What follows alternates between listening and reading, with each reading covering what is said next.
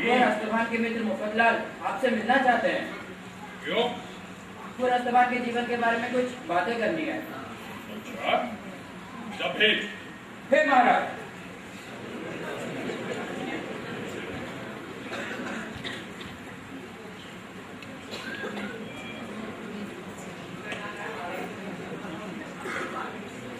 हे महाराज। बोल। जी महाराज, जो कुमार अस्तमान के जीवन विषय उसका पिता कौन है? जी कौन है उसका पिता? आप नहीं है।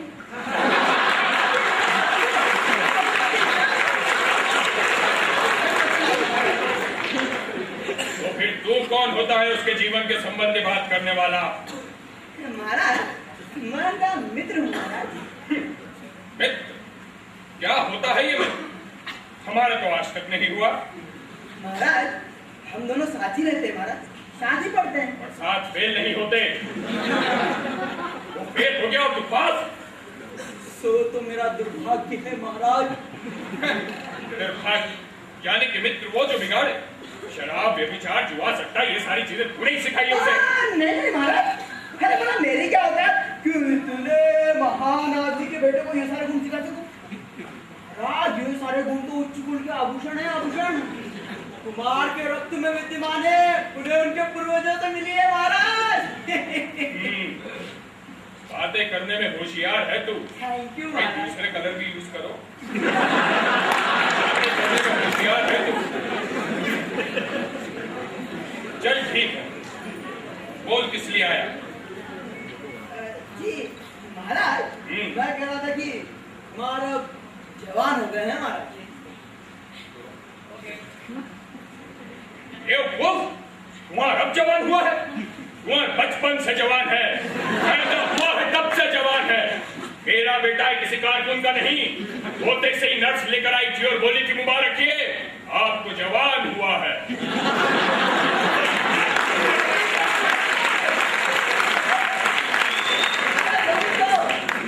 इसलिए महाराज, शूद्रमति के अनुसार अब उनका विवाह हो जाना चाहिए महाराज। क्यों? तेरी शूद्रमति के अनुसार ही उनका विवाह क्यों होना चाहिए? मेरी तीव्र बुद्धि के अनुसार क्यों नहीं? मेरा मतलब वही था महाराज। क्या मतलब था तेरा? तेरी शुद्रमति और मेरी तीव्र बुद्धि दोनों समान है? नहीं महाराज। महाराज होना है तो हो जाएगा। जा। किससे होगा महाराज?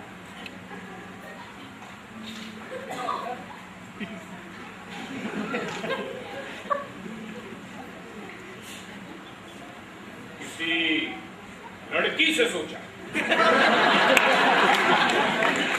वही महाराज। महाराज, मेरे ख्याल से राजा राखड़ सिंह की बेटी राजकुमारी नागफनी देवी से होना चाहिए महाराज। क्यों? उससे ही क्यों? महाराज, अगर जान बख्श दो तो एक सीक्रेट बताऊं। ठीक है, बोल बच्चे। महाराज, इससे कुमार का प्रेम चल रहा है, प्रेम। प्रेम? हाँ क्या होता है ये प्रेम? जी, वो एक दूसरे के बिना जी नहीं सकते, एक दूसरे के साथ रहते हैं। तो फिर अब तक कैसे जी रहे थे? क्योंकि महाराज ने उम्मीद थी कि आप उन दोनों का विवाह करवा देंगे। ठीक है, हो जाएगा। पर ये बता, हाँ? होगा कैसे? अरे महाराज, बहुत ही सिंपल है, बहुत सिंपल। आपको कुछ नहीं करना है, बस आप राजा राखड़ सिंह के पास जाइए ये कहने के लिए कि आप अपने पुत्र राजकुमार अस्तमान का विवाह उनकी पुत्री राजकुमारी राखड़ देवी से करना चाहते हैं। फिर तो महाराज इस महल में भी शहनाइयां बजेगी, शहनाइयां।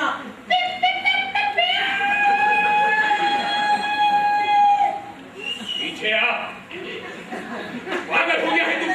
पागल हो गया? मैं जाऊं राजा राखड़ सिंह के पास अपने बेटे के विवाह का प्रस्ताव लेकर? हमारी 7वीं पीढ़ी में गया था, लेकिन जाने से पहले नाक कटवा ली थी उसने। मुझे अपनी नाक नहीं खोना है। जाकर कह राखड़ सिंह से वो प्रस्ताव भेजे, हम उस पर विचार करके बताएंगे कि शादी करवाना है या नहीं। जा, 1 मिनट रुक।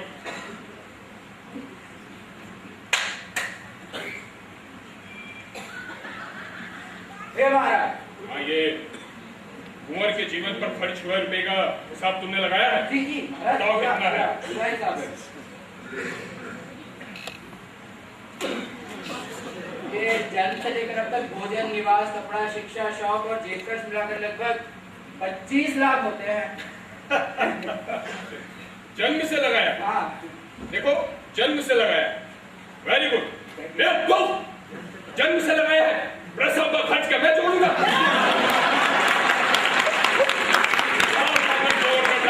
25 लाख से ऊपर होगा, निकलो।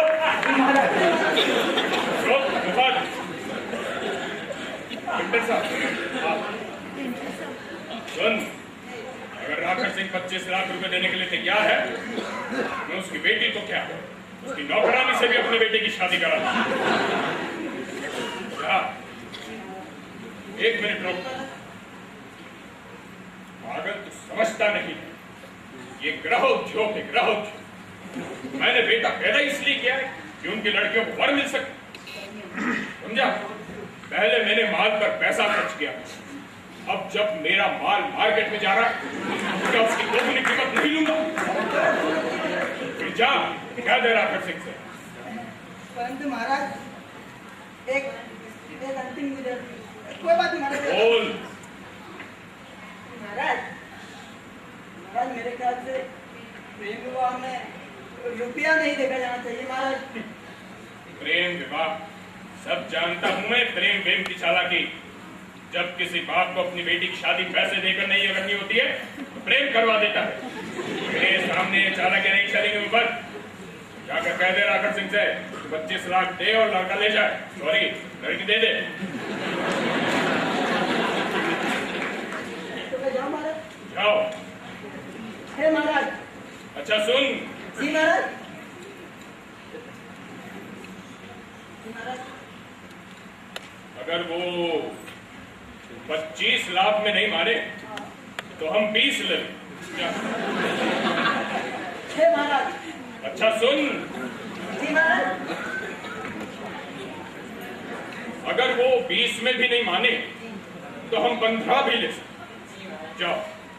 हे महाराज। अच्छा सुन। 10 कर दो महाराज। वेरी गुड, 10 से एक कुर्सी कोड़ी कम नहीं। जाओ। हे महाराज। तुम बताओ क्या बना रहे हो?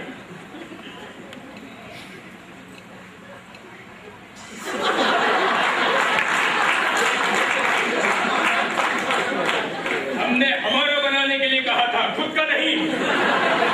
800 कौड़े।